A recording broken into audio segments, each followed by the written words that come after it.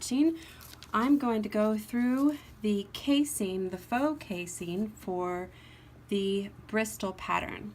Just to give you a couple of pointers just visually, I am currently putting a casing on a romper pants version, so I have additional seams here in the center that you won't have in a skirt version.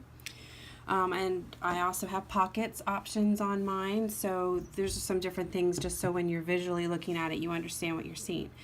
What I have already done is and you would have already at this point in the pattern, I have marked my 1-inch line from the top of my pattern pieces. So there's 1, 2, 3, 4 for this romper, but you'd have one skirt panel and a back skirt panel. Another thing to point out is that I have a back rise, so it does go up at an angle from the side seam to the center. You'll want to make sure that your casing and your elastic also follow this exact 1-inch line. We don't want to draw straight across, or you'll lose all this rise here in the butt. So your elastic and casing needs to follow this angle up for the back rise of the romper, if that's the version and the option that you've chosen to do. Here is my casing, and I also have my 1/4-inch line here. I'm going to, and I tried to get close enough because these lines are not easy to see far away. I tried that on a different video version and it's hard to see. So you may not see me completely end to end, but I'm going to put this casing over top of my romper. So here's the inside, the top. I'm going to put it over. So you see here's your 1-inch line on your skirt panel or your romper, and here's your 1/4-inch line on your faux casing. I am going to line this up right here. See that? I'm going to lean it so it's butted up against the 1-inch line on your skirt panel or your romper. I am going to pin at least my side seams and the center of the skirt panel or the romper.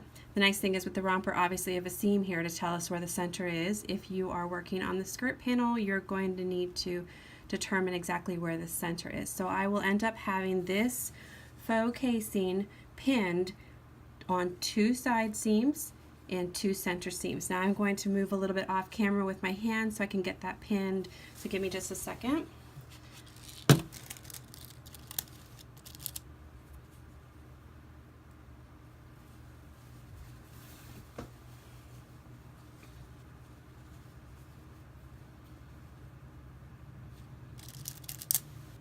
Hope you guys are enjoying making your Bristol pattern. As always, if you have any questions, feel free to ask. You can join in on our pattern group and work with a lot of great ladies who are also sewing up all of our Carrington Page Designs patterns. Okay, so I now have a pin in my side seams and both my front and back. Okay, the other thing we would have already done by now in the step is mark your elastic by folding it in half. So you mark your halfway point, and then also marking it at halfway of each. Now I have chosen to do it with my disappearing ink pen. You can also do it with pins, whichever you find easiest. I'm going to take one of my raw ends here, and your elastic then will sorry about that. Your elastic will then butt up right against this 1/4-inch casing line. So you have your 1-inch here, your 1/4-inch here, and then the elastic goes right there. So I'm going to pin this.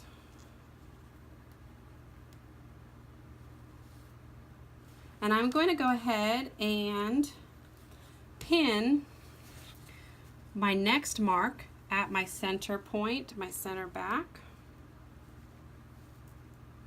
I'm going to take the middle marker here pin it to my side seam, my opposite side seam of where I started. Okay, and then my third mark, I'm going to pin in the center of the opposite side of wherever I started. You don't have to start on front or back, it's totally up to you. So I now have kind of this. I've got pin starting here, here, here, and here, and then obviously all of that fabric in between. So I'm going to bear with me, I'm sewing at a slight bit of an angle so you can see it. I'm just going to get myself situated here, and I'm going to tack this down. And I lost my thread. See?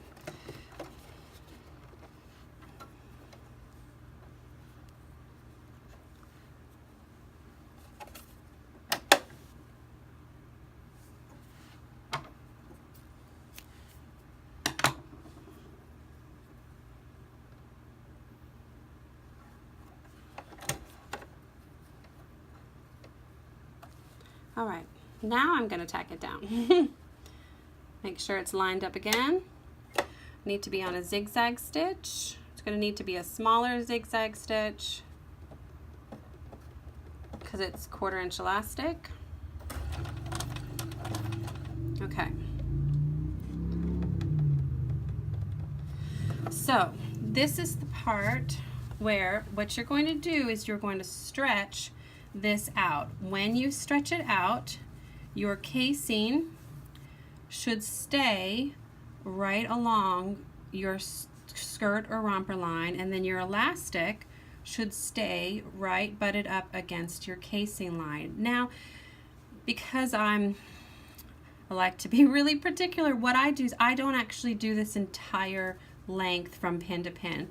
Now that I've stretched it out all the way to my first pin, I actually grab it halfway in between there and also this first.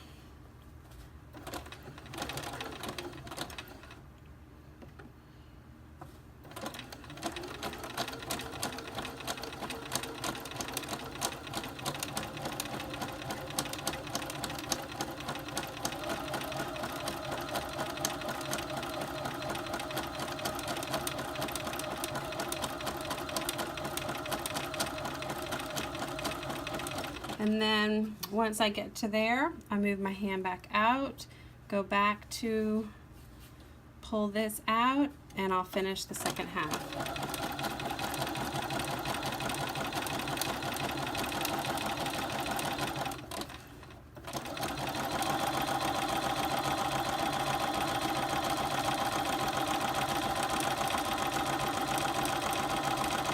All right, now do the same thing. I'll move to the next place that I have pinned, stretch it all the way out, but because I really want it to be a nice even sewing, I'm going to find it halfway in between that section, and I'm going to do this part.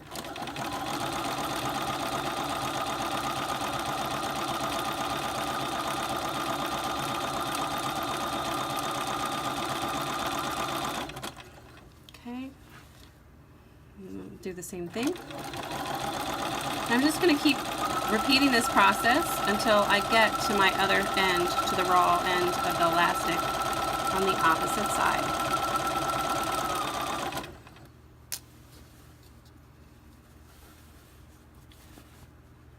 Stretch it out, make sure it's lined up, grab halfway.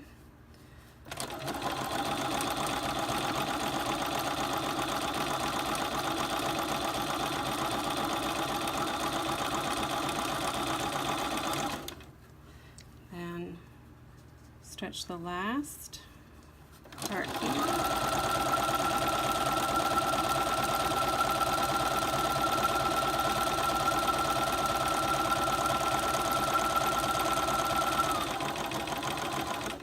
Okay, and now I'm at my raw end, but this raw end stretches all the way to the very beginning point where we started. So I'm going to go ahead and stretch it out And I want to put a pin here so that I don't miscalculate how far I'm stretching. I'm going to overlap it just a little bit. And I've got my pin there. So now I can do the same thing. Now let me, as a tip, if you don't pin this, see, look, I didn't pin it exactly where I should have. So I'm going to repin it. If you do not pin it, butt it up against the line where it's supposed to be, where it's supposed to end up, it will mess up all of this being exactly the same. It's like I am a little bit. So I'm going to find halfway.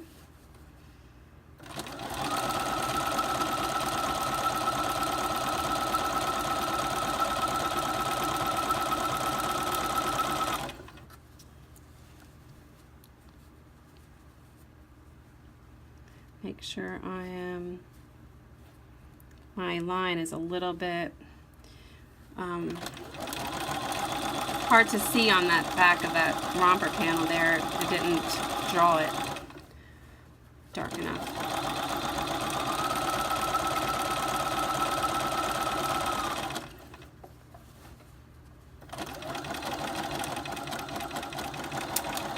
And back stitch, I've gotten to the other side.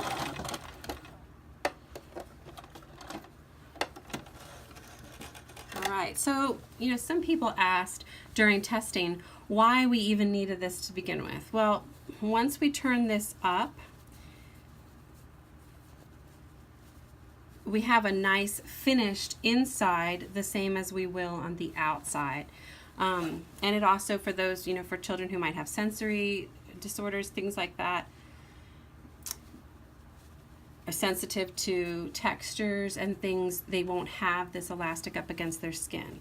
We turn this over, have it meet the edge, the top edge of the skirt or romper or things like that, whichever one option that you're doing, and you will pin it all the way around and then do your gathering stitch. So that is how you attach the casing on the Bristol pattern. Thanks so much for watching.